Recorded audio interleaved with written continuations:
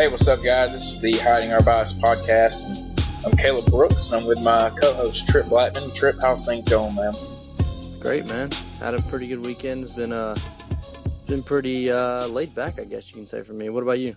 It's been pretty good, man. I want to start off the show. First off, I just want to congratulate my dad, who won his 600th baseball game as a head varsity baseball coach this weekend. Wow. It was a good weekend for him. I wasn't able to make it up there, but that's something that not a lot of people get to do, and I'm proud of him. And I was able, when I was in 10th grade, to be a part of his 500th win. I remember his 300th win. I was 7 years old when it happened, and so now I'm sitting here at 21, and he won number 600. So. Wow, that's impressive. Yeah, it's amazing. He's actually at 601 because they ended up winning the next game after that. So they started off 6-0, and I'm proud of him. And I just want to start off the show just congratulating him. But not much going on right now in the sports world, but spring training has started, and we have seen some bombs to start off spring training. Yeah, we really have. I think one of the most impressive ones I saw was Bryce Harper's first swing. Oh yeah, hit a mammo blast, and as soon as he hit it, the pitcher just dropped his head and just immediately regretted that pitch. There's literally been about 3 or 4 that have actually left the park. I haven't seen any of those, man. I to be honest with you, I don't know where they are. These videos are not popping up. I only see like a couple videos of spring training, and it kind of disappoints me. I miss my baseball. I have to find those videos and send them to you. The Dodgers had a prospect that hit one, and it probably went all of 500 plus feet. It actually left the ballpark.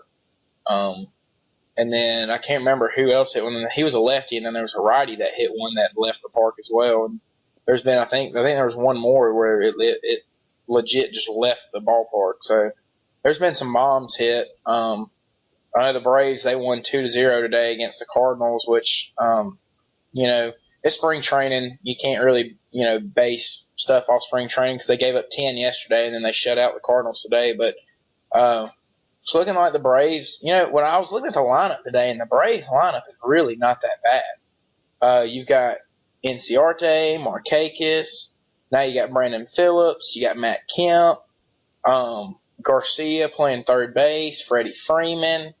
They've got some guys that can play. I think we keep saying this, but I really think that the Braves have a chance to at least make a run at the wild card. I'm not saying they're going to win the wild card or get in, but I think they have a chance to at least be there at the end of the year within the last 20 games.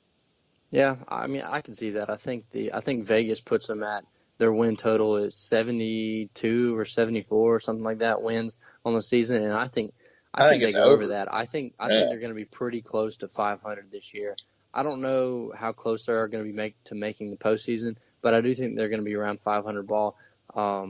Big Sexy was a good pickup, and R.A. Dickey, not bad. A little, two guys that are kind of past their prime. Yeah, but you remember back, Dickey started off the year last year really, really good.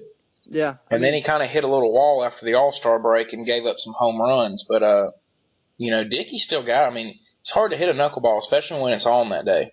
I mean, it is. It definitely is. But with the knuckleball guys, it's almost like, they're so inconsistent from year to year. Yeah, you never know what you're going to get.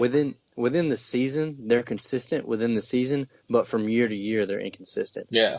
So you never know what you're going to get. And I think that, which, is great for him that he's still he's found a way to still pitch. And the same way with Bartolo Colon, found a way to still pitch. But I just think those guys are on the decline. I think they got maybe a couple more years left, both of them, before they retire. And then they got Julio Teheran, which Julio is an outstanding pitcher. He is one of the best in the game. I really like that guy. He's really going to help, and I think he can lead that rotation. And the Braves, things are looking up for him.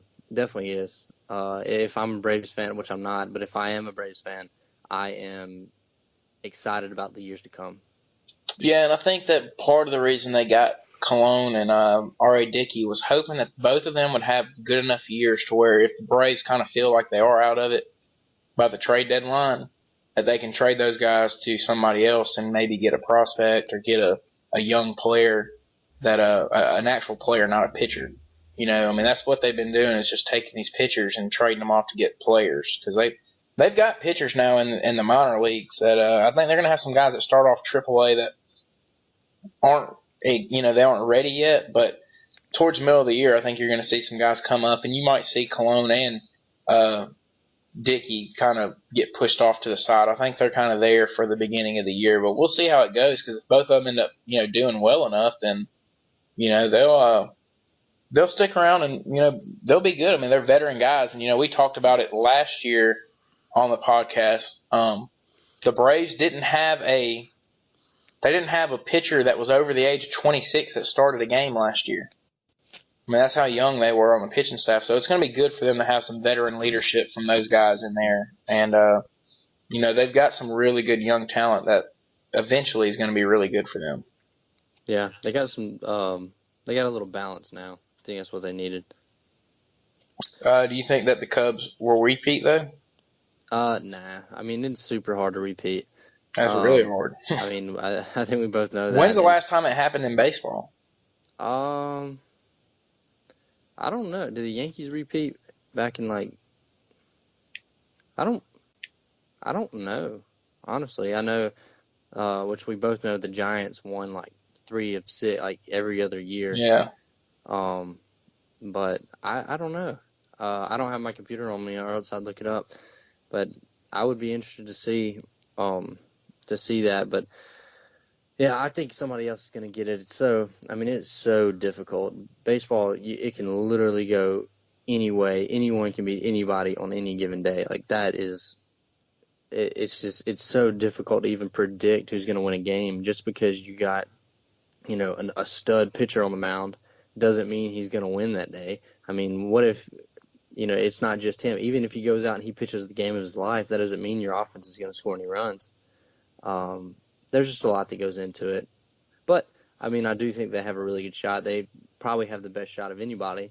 If that was ever going to repeat, I feel like the Cubs would definitely have the best shot. The last team to repeat was the New York Yankees in 98, 99, and 2000. And then they made it back in 2001 and was beaten by the Diamondbacks. Lost in Game 7 to the Diamondbacks. Yeah. And then they didn't make it in 2002 and then made it back in 2003 and lost to the Florida Marlins. I forget. People forget. We forget how good and how dominant the Yankees were at that time. Oh, yeah. Baseball. Yeah, they were. I mean, they were the Lakers. Them and the Lakers at that time were the two dominant pro franchises. Yeah, it was the Yankees and the Lakers. The Lakers had Kobe and Shaq, and then the Yankees had Jeter and Posada and Mariano Rivera and all those guys.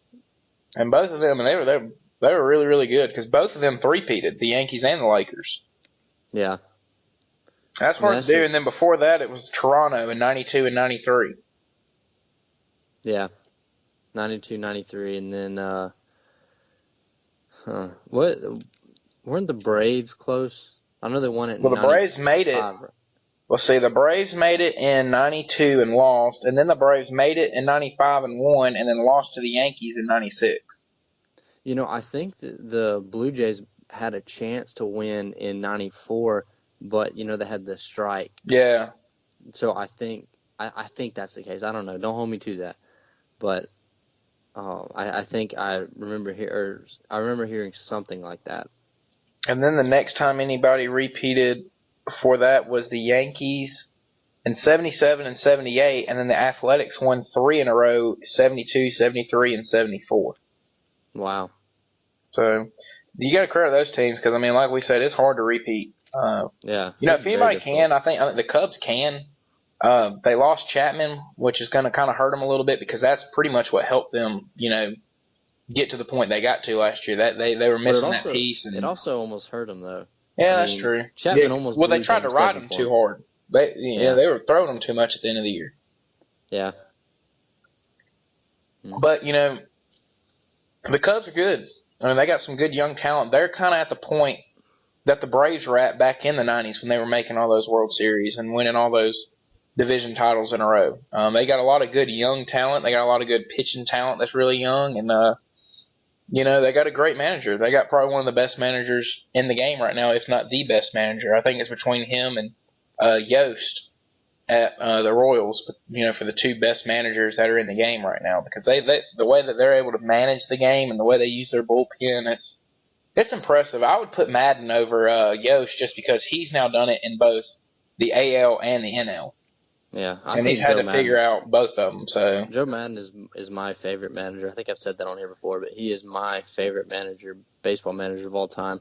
I think he's one of the greatest managers of all time. Also, I don't really know where he ranks in that. I just feel like he is definitely one of the greatest. I know, was it last week we talked about the runner on second in extra innings rule? Yeah. Okay. I said that last week, and I know, I can't remember if I said that it would make sense, like, in younger leagues when, go ahead, like, well, it does when you're in a travel tournament and you're in a hurry, and you're trying to get the game done. It does. Right. That makes sense. And also, it also makes sense in spring training games. I do not, like yesterday, I think the White Sox and somebody ended in a tie. It might have been the White Sox and the Cubs, maybe. But they ended in 10 anyways. They only played 10 innings.